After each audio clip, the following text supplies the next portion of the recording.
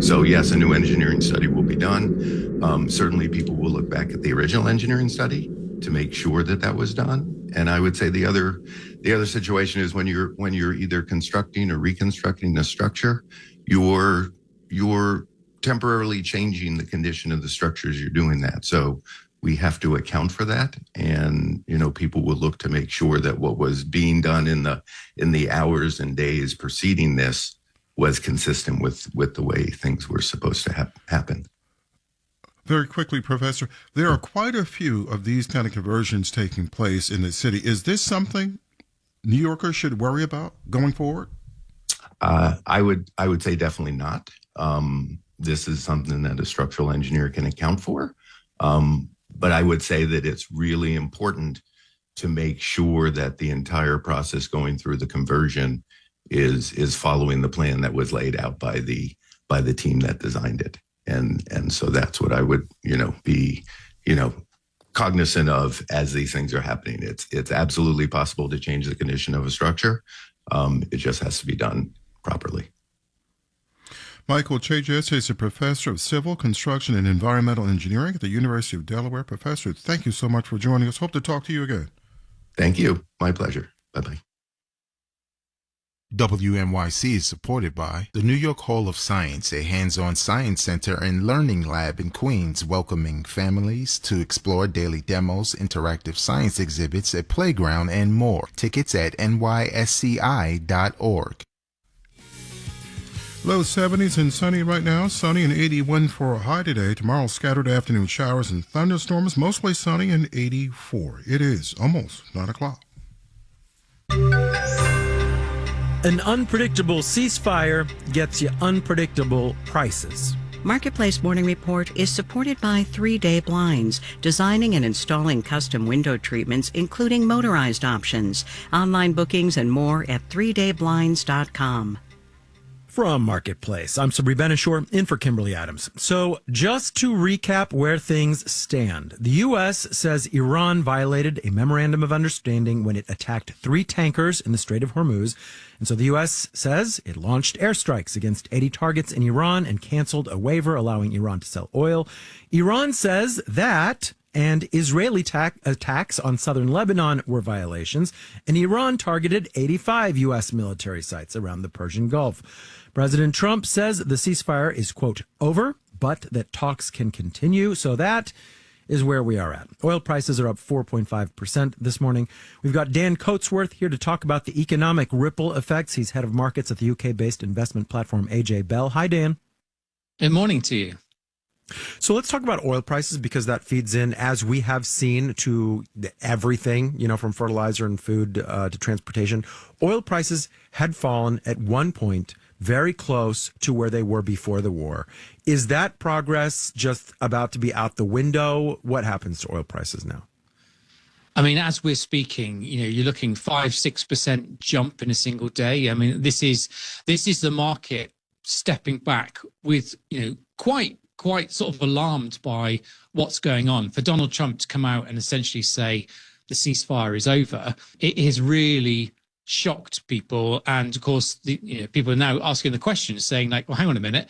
I thought that, oil prices coming back would suggest that the Strait of Hormuz was reopening. We were seeing ships going through, but now essentially is saying, well, there's a major risk to traffic flowing through the Strait of Hormuz again. And so therefore, the attention switches back to concerns about oil supplies going forward. Of course, that's why the price is jumping up. I mean, for a one-day movement, we haven't seen this for a while, because whilst it feels like, we've been going for months and months where oil's actually been trading really high, it has been, it's been falling quite a lot recently. So, yeah, just to the point where everyone thought this is, everything seems to be near a resolution. It's like we've torn up the piece of paper and we've got to start again. Are ships going through at all right now? So what's been happening is there has been some traffic, but part of the reason why Donald Trump has sort of said that ceasefire over is because there were some attacks on commercial ships going through the Strait of Hormuz a couple of days ago. So I think that the idea that the traffic is flowing freely, it was never going to return to normal at the click of a finger. There's been some traffic going through, but now, of course, the question mark is anything going to go through now? Consumers had been getting some relief at the gas pump. The average price of gas has fallen in recent weeks in the U.S. down to $3.80 a gallon. How quickly does an escalation like what we're seeing take to show up at the gas pump? The normal trend is for as soon as sort of oil prices go up, you'd see immediately at the gas pump for those prices to go up. What you typically see is a lag for when oil prices fall. It still costs motorists a lot more, before they can see those savings. So, unfortunately, you'll probably feel it in your pocket very soon. If you go up to fill up today, you'll see it. Of course, the other thing is that oil prices having come back in recent weeks, that should have been positive for consumer sentiment, for people sort of feeling a bit more perhaps willing to go and spend money in the shops. It might be good for businesses thinking about investing in the future, because now these sort of oil prices going back up again, that sort of puts question markers like, do I need to sort of worry, perhaps spend a little less when I go to shops? Or businesses are going, well, we're back to uncertainty. Do I pause on any sort of major investment plans or any hiring plans? So this is quite a significant event, and I think markets will be watching to see if this is just a one-day knee-jerk reaction, or actually are we now back into the territory where we could see multiple days in a row where cost pressures go up again. Dan Coatsworth, head of markets at the UK-based investment platform AJ Bell. Dan, thank you so much. You're welcome. All right, let's do the numbers. Dow, S&P, and NASDAQ futures are all down in the 5 to 0.7% range, with Dow futures down 434 points. The yield on the 10-year Treasury is at 4.56%.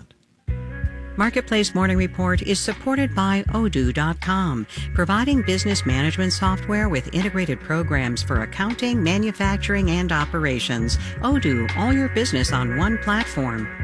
And by Schwab. At Schwab, investors get choices ranging from self-directed investing to full-service wealth management all in one place. Learn more at Schwab.com. Chaos in the Strait of Hormuz is threatening a new round of inflationary pressure, and it turns out consumers have kind of been bracing for this. The Federal Reserve Bank of New York has this survey where they ask people what they expect inflation to do, and they expect it to be bad, 3.7% over the next year, and that was when consumers were mildly optimistic about gas prices. Marketplace's Henry Epp reports on why we think prices might keep climbing and why that matters. Typically, if gas prices fall, consumers temper their expectations for inflation in the near term. But that's not happening right now, says Sarah House, an economist at Wells Fargo, because we've just gotten so used to seeing one price increase after another. If it wasn't media headlines about tariff-related cost increases, then it was gasoline. If it wasn't egg prices, it was beef prices. And that's giving us this sense that prices are just going to keep rising, which is a big deal, because if we think prices are going to go up, that can cause them to go up. So inflation expectations are one of those places where belief can create its own reality. Justin Wolfers is a professor of economics and public policy at the University of Michigan. For example, consumers might go buy cars or appliances now if they think those things will get more expensive. That can drive up demand and push prices higher. Or workers will ask for raises to handle higher prices. My boss gives me the raise, and all of a sudden my boss has to raise his or her prices. One difference between this current bout of inflation and the one we went through after the pandemic, there aren't as many open jobs, says Omer Sharif at Inflation Insights. This is not the kind of labor market where you can really kind of push wage demands like you were able to do in 2022 or 2021. And that could hold inflation back, Sharif says, though it's not an ideal situation for workers. I'm Henry Epp for Marketplace.